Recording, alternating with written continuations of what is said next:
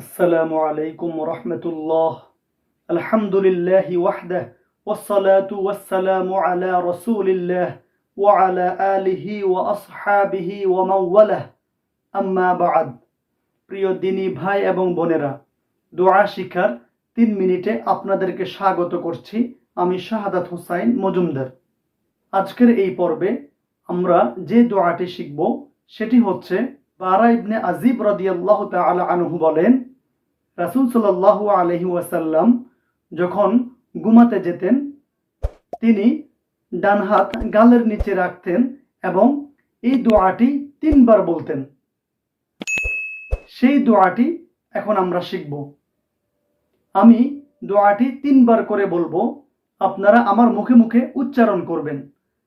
তাহলে আশা করছি আপনারা দোয়াটি শিখে ফেলবেন। তাহলে চলুন দোয়াটি শেখা যাক। আল্লাহুম্মা কিনি আযাবাকা, আল্লাহুম্মা কিনি আযাবাকা, আল্লাহুম্মা কিনি আযাবাকা ইয়াওমা তাবআসু ইবাদাকা, ইয়াওমা তাবআসু ইবাদাকা, ইয়াওমা তাবআসু ইবাদাকা। আমি দোয়াটি আবার বলছি, আল্লাহুম্মা কিনি আযাবাকা ইয়াওমা তাবআসু ইবাদাকা। আশা করছি দোয়াটি শিখতে পেরেছেন।